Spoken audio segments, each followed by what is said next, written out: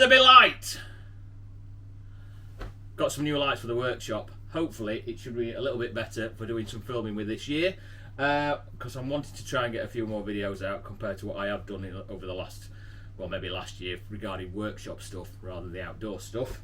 But yeah, so let's have a rundown of what I've got planned for this year. Right, as you can probably see, everything's a bit dusty. The first thing I've tried to do over Christmas, well, I like to try and do between Christmas and New Year, is just basically have a general tidy up of the workshop, get everything nice and clean and what have you. However, this year it didn't really work because I ended up making a few things. So I've got a couple of, well, I've got 3 knives made, a couple of Muntjac Catchers.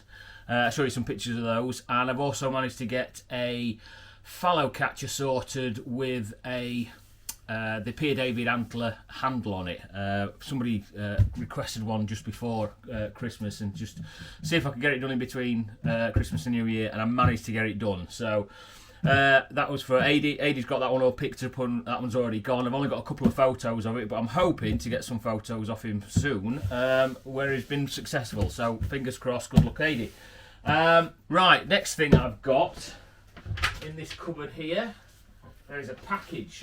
I'm keeping it warm because it's a block of wood. It's a project I'm doing with Alex from the Hunter Gatherer Cooking YouTube channel and social medias and all that. And basically, he's got a block of walnut that he's got from Blaser. If anybody follows his posts, you'll have seen that he put it up not so long back. So what I'm going to do is I'm going to have a look at this block, see what we're going to do with it. It's quite a substantial size by the looks of it, so what I think I'm going to do is cut it down, maybe to make, could probably get about 3 handles worth of wood out of that. But the first things I need to do is open it up, see what it looks like. I need to cut it down into the pieces that I need to use, and then I'm going to stabilise it. Some people say you can't stabilise walnut because of the oil content. I have. Every bit of walnut that I've used, I've stabilised, apart from my first piece, which taught me you need to stabilise it, because the guy that had it managed to warp it. Basically, I think he force dried it. I think he got the knife wet, stuck it onto into a boiler or a radiator, and basically it all pulled apart because it's an organic material, and when you heat it, get it wet and dry it out, it bends all over the place. So that's why I'm going to stabilise this. So I'm just going to put that to one side. Some other little bits that I've managed to get over Christmas and New Year. As you can see, I've got some more lighting in this side of the workshop as well, so hopefully to make it a hell of a lot more brighter. I've been moving things about and just got it, well, moving things about as in crap off the benches. So I've managed to sort of tidy up as much as I can do. There's still the odd corner that's in there that it's still a bit unruly, but it'll do for the time being. Biggest problem is trying to sort out the dust more than anything else. So I've got a leaf blower coming, which is I've seen used in other workshops where they use that to get the dust up, and then an extraction unit or a fan or whatever to draw it all out. I think I mentioned this back in June, so it's still an ongoing project, as it always is.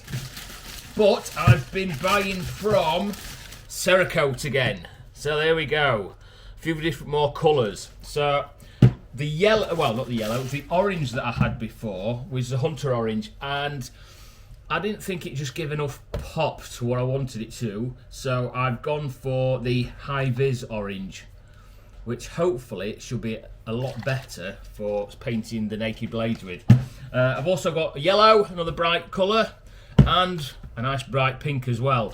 And the idea is to do some patternings on knives. So I've got some here. I've got a couple of the naked road catchers. Now these ones still need to be ground, but basically it's putting the bevel on them, and that's pretty much these sorted, apart from sandblasting and then doing whatever I'm going to do with them. So the idea was, or one of the patterns that I've seen from a guy that was using Cerakote on YouTube was, base coat was white. Now I've already done base coats of white, and then he also put some basically patterns on it with the what is this?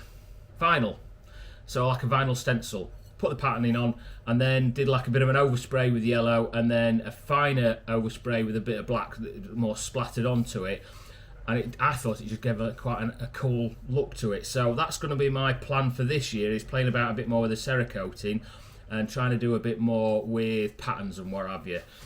One thing I do need to get though, or try and work out how to sort, is a oven. So if anybody knows about paint curing ovens, or ovens that can be used for paint curing, I need to get hold of one that'll probably stand so tall off a bench. I've been looking at catering ovens, but I can't use a 3-phase because I don't have 3-phase. I need a single-phase one.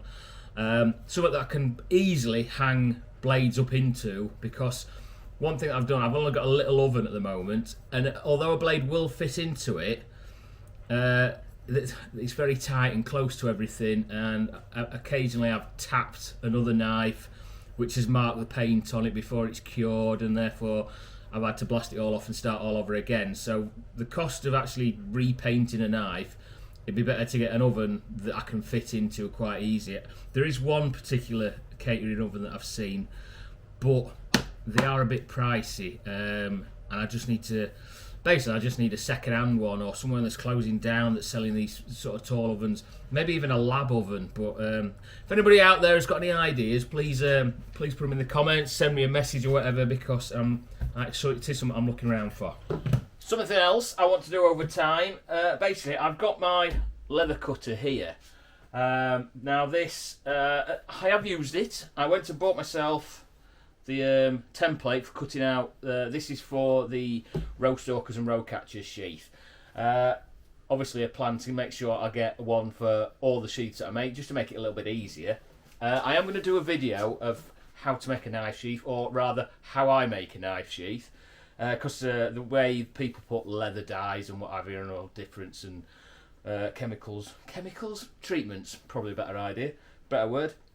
But I'm going to get a few more of these made, and also for my bullet pouches and things like that, just to make the job a little bit easier, because when you're cutting out by hand, it can get a bit laborious, and it takes a long time for cutting out. Say if I were doing 10 sheaths, if I were using one of these, it would obviously take us a lot less amount of time than cutting them all out by hand. But I'll show you how I actually make those in a future video.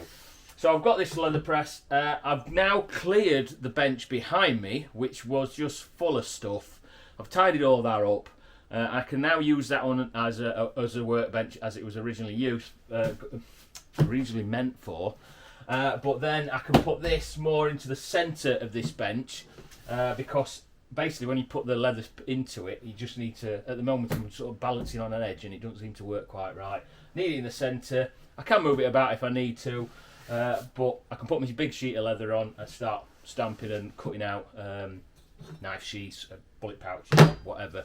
But I need to do a little bit more work in this. I probably want to make a larger platform for the base of it, so build it up with some of this poly sheet, so just so it's all level. Ideally, if I build it up all the way around the edges of it, put a thick piece of poly on the top of it, and then I can sort of like press into 3 different places, and then cut out, instead of having to move the leather, I can leave it all in one piece, because that is unfortunately a little bit bigger than this bottom plate. So that's a little bit of a rundown of things that I've been sort of like messing about with for the time being. I do want to be making some more videos, so I've got basically sort of like try and do a few more for my Danumblades page. Obviously the Danum Outdoors is basically when I can get out with a camera and film something, or be successful filming something. I hope you guys all have a decent Christmas. I hope you all have a great new year.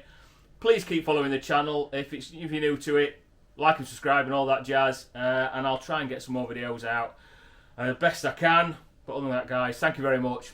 I'll see you later.